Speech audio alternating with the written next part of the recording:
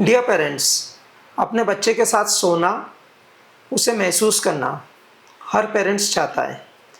को sleeping India में बहुत कॉमन है, लेकिन क्या यह सेफ़ है? इस वीडियो में हम को स्लीपिंग पर बात करेंगे, विशेषकर उसकी सेफ्टी प्रोफाइल को लेकर।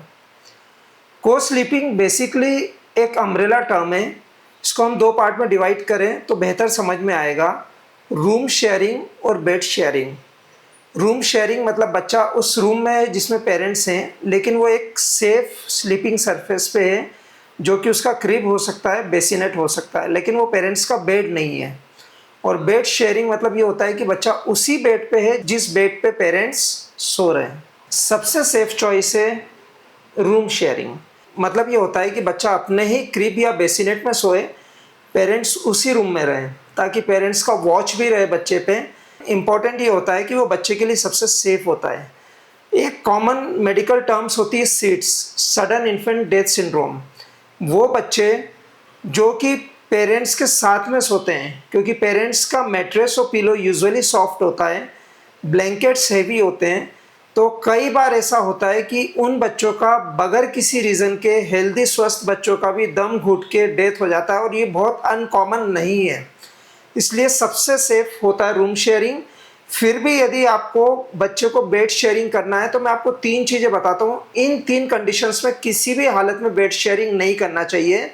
यदि पेरेंट्स स्मोकिंग करते हैं, यदि आप रूम में नहीं भी करते हैं, घर के भी बाहर करते हैं, तो भी जो है वो बच्चे के साथ बेड शेयर ना करें।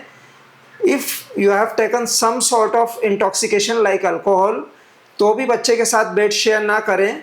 और तीसरा, वो बच्चा जो बहुत कमज़ोर है, प्री मैच्योर्ड है, समय से पहले बॉर्न हुआ है, इन 3 कंडीशंस में वो स्ट्रिक्टली बच्चे के साथ बेड शेयरिंग नहीं करना चाहिए। Room sharing is safer alternative.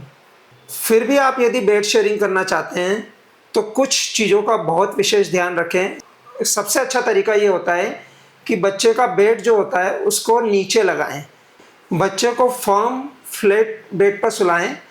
ये सरफेस जो है वो बजाय आप अपने गद्दे के, बेहतर ये होगा कि बच्चे को नीचे फ्लोर पर सुलाएं।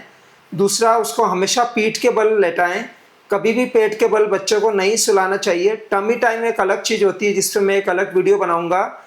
हमेशा ये ध्यान रखें कि जब आप बेड शेयरिंग कर रहे हैं बच्चे के साथ में, तो उसकी खुद की जो क्लॉथिंग है, बच्चे के जो कपड़े होना चाहिए, वो लाइट वेट होना चाहिए।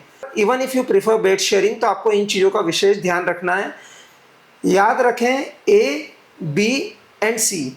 ए मतलब अलोन, रूम में लेकिन अपने बेड पे, बी मतलब बैक पे, एंड सी मतलब क्रिब पे। तो यदि आप इन तीनों चीज़ों का ध्यान रखेंगे तो डेफिनेटली आपके बच्चे को सीट्स होने की संभावना भी कम होगी, और आप अपनी पेरेंटिंग को और बच्चे की स्लीप को लंबे समय तक एंजॉय कर पाएंगे। Have a good day.